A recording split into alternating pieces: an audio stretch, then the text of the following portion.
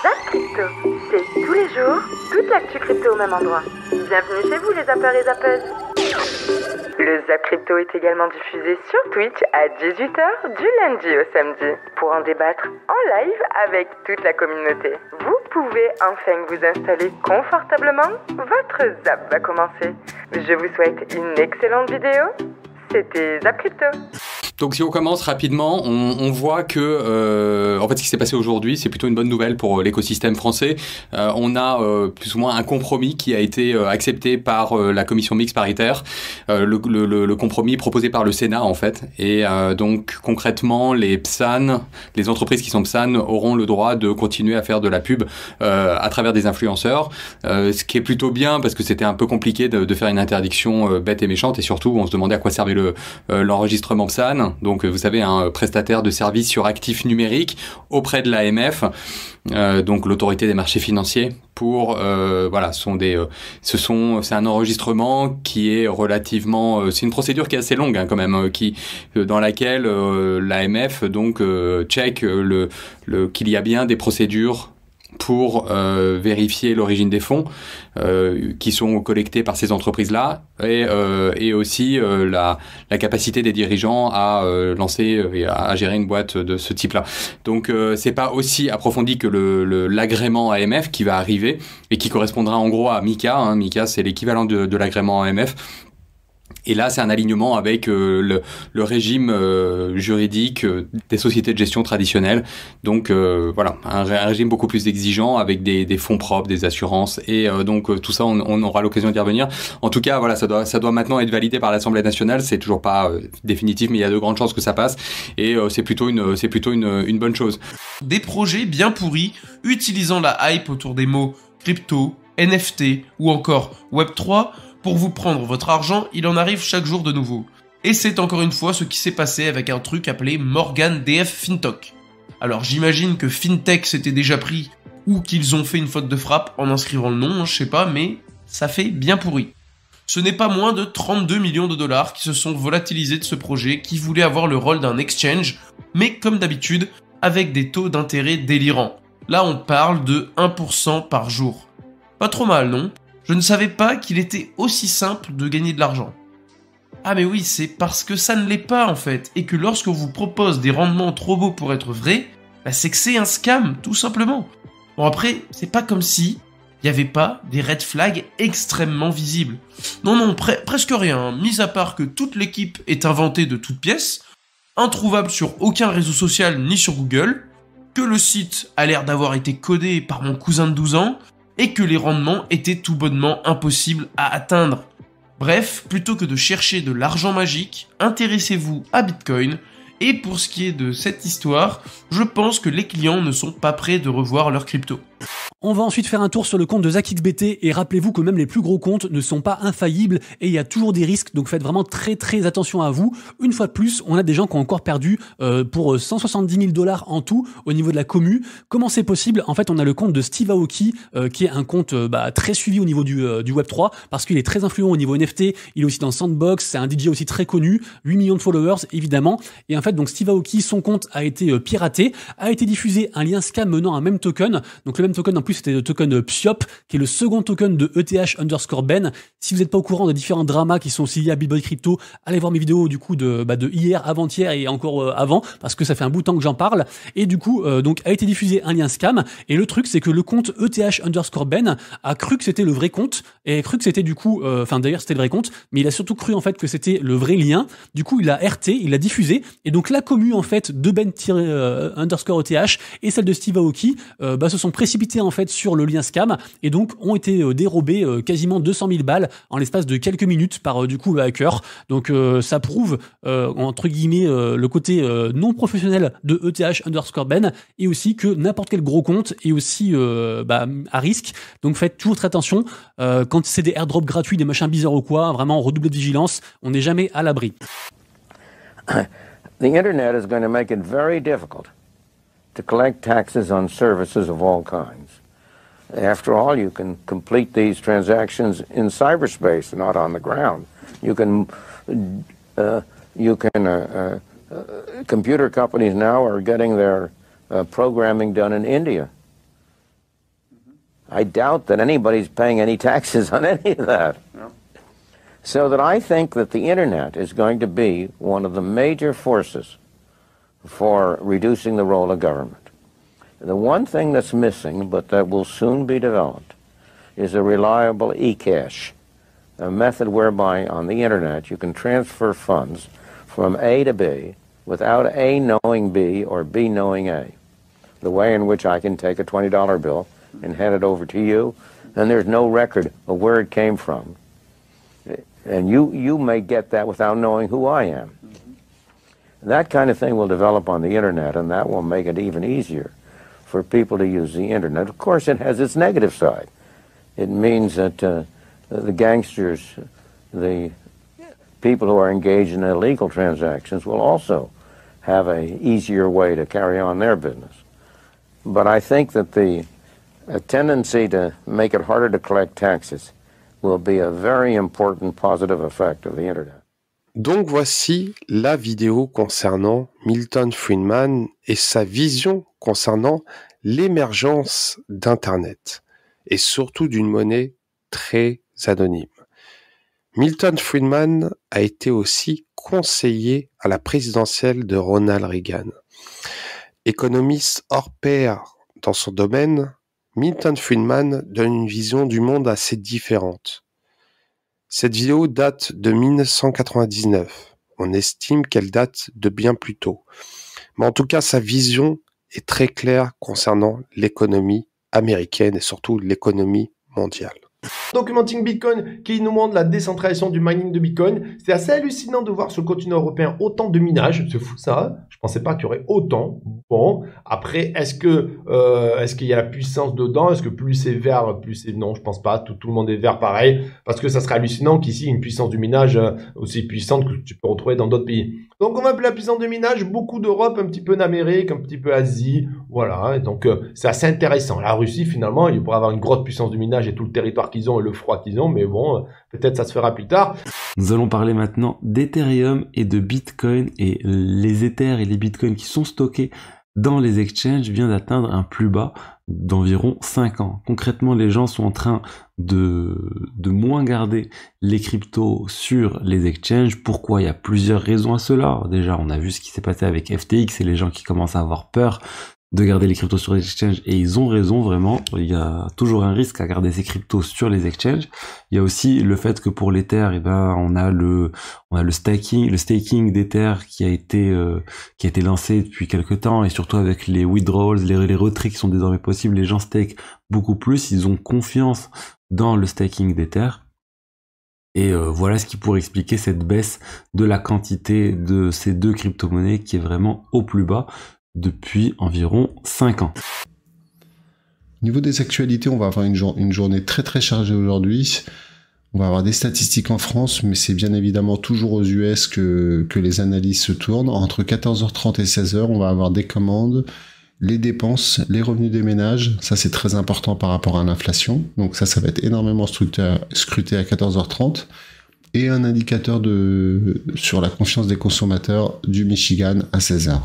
Alors ce qui est assez fou, c'est que si vous regardez les indices, vous avez le S&P 500 qui est toujours en dessous des 4200 parce qu'il n'arrive pas à passer en dessus, et vous avez le Dow Jones qui est en pleine dépression. Lui, je pense qu'il faudrait vraiment qu'il envisage de voir un psychiatre ou de prendre des médicaments parce que ça veut plus y aller. Et vous avez le Nasdaq qui est en train de péter à la hausse et tout le monde est en train de nous parler de target 10, 15, 20% plus haut. Ce qu'on voit vraiment aujourd'hui, c'est qu'il y a une espèce de séparation nette entre les titres tech qui font de l'intelligence artificielle et le reste du monde. Les gens ne veulent même plus avoir de value stock. Quand vous regardez la performance de certains value stock qui sont là depuis des années, qui payent des dividendes régulièrement, qui sont vraiment des fonds de portefeuille, tout le monde s'en tape, mais vraiment s'en tape parce qu'il y a l'intelligence artificielle.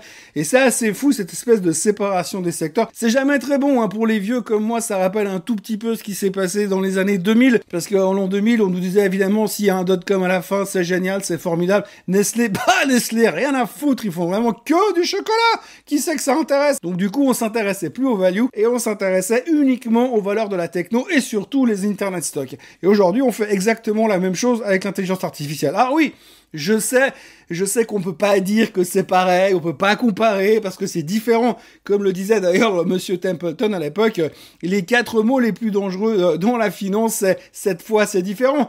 Mais cette fois c'est vraiment différent. Donc là vraiment ça va marcher l'intelligence artificielle et tout le monde y croit à fond. Et donc eh bien ça va cartonner ces prochains temps. Il n'y a plus aucune question à se poser visiblement. Et comme d'habitude, eh bien on n'apprend rien, mais strictement rien du passé. On peut quand même noter que les vieux, alors moi je fais partie des vieux là, à 52 ans, mais il y a monsieur Art Cashin qui est une des stars de Wall Street, qui lui est bien plus vieux que moi encore, et qui a déjà dit hier que ça commençait gentiment à ressembler un peu à une bulle spéculative, cette histoire d'intelligence artificielle. Alors à tort ou à raison, hein, comme d'habitude, on va pas pisser contre le vent, hein, pour l'instant il faut juste suivre la tendance, mais c'est assez spectaculaire le fait qu'aujourd'hui la photo globale reste quand même compliquée avec une inflation qui reste quand même ce qu'on appelle sticky, qui veut pas vraiment baisser aussi vite que prévu, une récession qui a l'air de se dessiner à l'horizon, même si depuis hier soir tout d'un coup les gens se disent ouais non mais la récession, de toute façon si ça se trouve, l'intelligence artificielle il va nous régler ça en 48 heures. Voici ici quelques exemples où l'indice VIX a explosé, alors que dans le même temps, l'indice SP500 de Wall Street a baissé, voire il s'est effondré. Et on voit qu'il y a quand même des zones importantes à surveiller sur l'indice VIX qui montrent soit que les marchés finalement sont dans des tendances haussières parce qu'il y a très peu de volatilité implicite, et lorsqu'au contraire l'indice VIX dépasse un certain seuil, il y a une sorte de panique, de peur qui s'installe sur les marchés. Et c'est donc à ce moment-là qu'il faut faire attention et adapter sa façon d'intervenir sur le marché, que ce soit en trading ou en investissement. Maintenant que tu sais te servir de l'indice VIX, jette-y un œil de temps en temps lorsque ça commence à devenir tendu sur les marchés. Et pour finir ici côté macro, le dollar, donc on en avait parlé, probable rebond quand on était quelque part par là, puisqu'il y avait beaucoup de FUD, un hedge fund qui avait dit oui, moi je short, assez bizarre. Et maintenant on est venu chercher la zone clé. C'est-à-dire qu'on est venu chercher la trendline, vous vous rappelez ici, la trendline baissière, on est venu chercher la RLZ short. Il y avait ce fonds d'investissement ici qui nous disait je suis en train de shorter le dollar, ok. Donc quand ces mecs disent ça, bien sûr, c'est qu'ils font probablement le contraire. Comme au poker, hein. Je compare pas le poker et le trading, même si des fois il y a des choses similaires juste dans la psychologie. Mais après, encore une fois, c'est très différent. Mais au poker, tu vas pas dire ah bah j'ai cette carte et j'ai cette carte, bien évidemment. Donc pareil, en trading, tu vas pas quand t'as un hedge fund et que tu gères des milliards, tu vas pas dire oui bah là les gars je viens de shorter. Non, ça n'a pas de sens. Et donc on est venu chercher les niveaux clés. Zone de rechargement de short, on a chassé les stop vendeurs. On est revenu plus ou moins dans le haut du range, on est au contact de la trendline. Donc pour moi, on a atteint une zone de prix où on peut potentiellement topper. Ok. Ça, on verra bien par la suite si on top définitivement ou non. Maintenant, il faut que le marché faiblit. En revanche, si on top pas et qu'on continue de pousser, on reviendra pour moi dans le haut du range. Donc je peux aussi ajouter ici mon setup de range. Comme ça. Haut de range ici, bas de range. Donc on pourrait pousser dans le haut du range. Mais déjà, là, les 104,2 points, c'est déjà un niveau clé. Il faut voir si le prix va commencer à inverser sa dynamique. Donc si on commence à revoir des structures baissières, c'est que le dollar aura top. Et donc à ce moment-là, la zone qui va nous intéresser, ce sera de nouveau le bas du range plus RLZ. Donc là, hop, la RLZ, je la déplace puisque le prix continue de monter un petit peu, mais ce sera la zone en gros des 102 points jusqu'à 101,5 points. Ok. On verra si le dollar est en train de poser un bottom long terme. Tac. Oups. En gros, je fais ça et du coup je retrace plus ou pas. On fera un petit point sur le code, je pense, la semaine prochaine. Et regardez au niveau du cours, justement, on peut y voir que ça reste très stable, quoi. On a légèrement une dernière montée là que je vous ai montré la dernière fois au niveau du ruban. Regardez, d'ailleurs, si on met le ruban, on peut voir que tac, ici, on peut voir qu'il est pile à aller chercher en fait le ruban. Hop, on s'est fait rejeter violemment, mais voilà, on s'est fait rejeter violemment, mais c'est pas un changement de tendance. Vous voyez, on reste dans les 26 000 jusqu'aux 28 000, 27 000 et quelques dollars. Donc c'est vrai que pour l'instant, il n'y a pas trop de changements. C'est assez étonnant que le ratio long short bouge autant.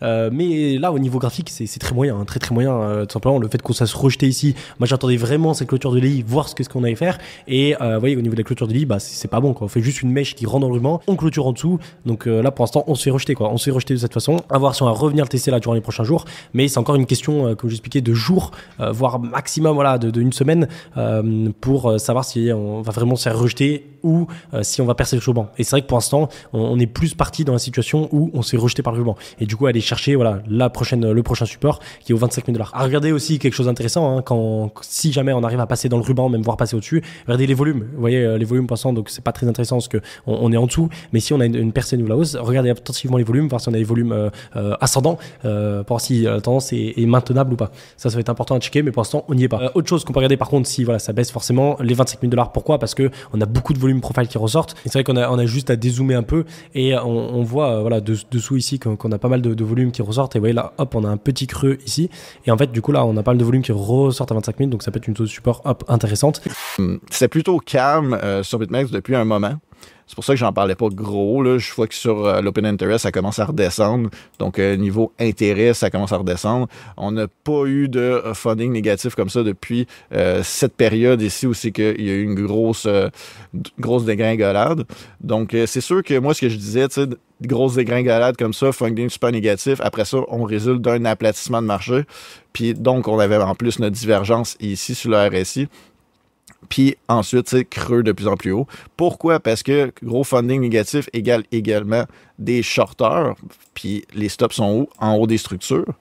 Donc là, le marché pourrait reverse pour aller chercher justement ces stops qui sont en haut des structures. Pour nous, c'est très intéressant parce qu'on peut capitaliser là-dessus. Mais là, c'est de voir également avec Binance. Donc là, je ne l'avais pas sorti. Je vais juste aller voir vite fait Binance là, avec vous. Donc, Binance, ce qui arrive, c'était pas comme BitMEX. On n'avait pas eu le gros funding négatif dessus. Donc, généralement, il y avait une petite bataille entre positif et négatif. Mais là, en ce moment, depuis qu'on est dans le plus bas, on a un gros funding positif. Donc, le rendu là, c'est de faire confiance à Binance sur les données. Mais on s'entend que dernièrement, faire confiance à Binance, c'est un peu compliqué. Tout de même, dans le cas où c'est qu'on fait confiance, on voit que qui sont les stops par rapport à ça, funding positif, plus ouverture d'intérêt, donc vraiment ouverture à la hausse, à la baisse de position. Quand on a de l'intérêt ici, ce serait un funding plutôt positif. On a des acomptes ratios qui étaient comme plus en positif que les longs étaient plus présents que les shorts, du coup. Puis, du coup, même chose, là, on avait... Mais, tu sais, c'est ça, les shorteurs étaient comme plus avec des grosses positions que les longues pendant un moment. Mais là, on voit que les longues reviennent à la charge avec des positions bien plus grosses. Puis les shorteurs, en fait, leur position diminue. Fait qu'ils ont les shorteurs ont moins d'exposition, en gros. Mais puis sont même moins présents également. Fait que là, dans un cas où c'est que les longues deviennent plus présents puis qu'ils ont plus de positions grosses, on tombe dans un cas où on a beaucoup de liquidités plus basses qui s'accumulent. Puis là, tu sais, on l'avait vu avec MobChart. Je crois que c'était pas hier, là, avant-hier, là, sur la dernière vidéo que j'ai faite. Si vous n'avez pas vu la dernière vidéo, juste allez la voir, là, mais regardez cette clarté ici. Ça veut dire le paquet de liquidité juste en dessous du prix. Fait que là, on commence à avoir pas juste la pression, mais on commence à avoir une accumulation. Puis c'est ça qui est le danger, du coup, parce que l'accumulation pousse le prix à trouver l'opportunité plus basse. Weekly. Donc, rappelez-vous, le niveau important sur le RSI en weekly, c'est ce niveau-là. Alors c'est une petite zone, hein, c'est pas un niveau précis, mais globalement, c'est aux alentours des 50, 52, 53, voilà, quelque chose comme ça, aux alentours des 50. C'est un peu le niveau qui marque les bull runs des bear market. Vous voyez, quand on est au-dessus, on est en bull run, et en général, quand on passe en dessous, on est en bear market. Quand on repasse au-dessus, on est en bull run. Vous pouvez voir qu'il vient à chaque fois s'appuyer sur cette zone. Hein. Toutes les petites corrections viennent s'appuyer sur cette zone avant de repartir, mais on continue le bull run. Par contre, quand on le casse, eh bien cette zone fait résistance. Vous voyez, comme on va zoomer un peu. Là, maintenant, on passe en bear market, elle fait résistance, résistance, résistance. Et voilà, au final, en général, à la fin du bear market, on vient rechercher la zone de survente en weekly et on repart et on valide quand on repasse au-dessus, nouveau bull run. Voilà. Pareil ici, crash Covid, on est repassé, on est pratiquement venu chercher la zone de survente et quand on repasse au-dessus, ensuite on vient s'appuyer dessus et nouveau bull run, etc. etc. Et quand on repasse en dessous, nouveau bear market, cette zone fait résistance et on va chercher encore une fois la zone de survente pour trouver des bottoms. Là en plus on a une belle divergence weekly puisqu'on est venu faire un plus bas, tandis que là on a fait un plus haut. Et d'ailleurs on avait prédit exactement le mouvement, hein, qu'on ferait ça, qu'on reviendrait s'appuyer ici, qu'on ferait un fake out et qu'on remonterait. Ensuite, on a eu la validation, on est repassé techniquement, hein, si on s'en tient à l'historique, bien qu'il n'y ait pas énormément d'historique sur le Bitcoin, dans une tendance bull run. On est venu s'appuyer 2 fois, donc ici et ici, sur justement ce niveau-là. On a rebondi, on a fait un nouveau plus haut, et là, on est en train de rechuter.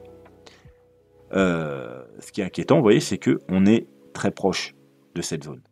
Donc, on peut descendre un peu, hein. En plus on est en weekly, hein. On pourrait descendre un peu, on pourrait même aller rechercher, pourquoi pas, cette zone-là, si on traîne pas trop. Parce que vous savez que le RSI joue les clôtures, hein, donc on pourrait descendre un petit peu tranquillement, il descendrait, puis faire une mèche pour aller taper là, remonter vite, et le temps de la clôture, le RSI, il n'aurait pas cassé ce niveau-là. Donc là, tout va bien. Ce qui est intéressant de voir, c'est en monthly, parce qu'on se rapproche de la clôture mensuelle, c'est que on a bien ce mois de mai qui a été bien sanglant. Ça, on s'en doute bien. On se rappelle vraiment de Selling in May and Go Away. Voilà, cet adage-là est quand même vraiment marqué cette année. Et on verra que, majoritairement, c'est quand même beaucoup plus sur les cryptos que sur le reste, hein. Donc, en l'occurrence, le sell away a été vraiment au niveau du BTC. Après, c'est vrai que malgré la crise qui a touché vraiment le système bancaire, on avait un BTC qui s'envolait. Donc là, c'est normal d'avoir, à un moment donné, une correction. La question, c'est est-ce qu'on va s'arrêter là ou pas?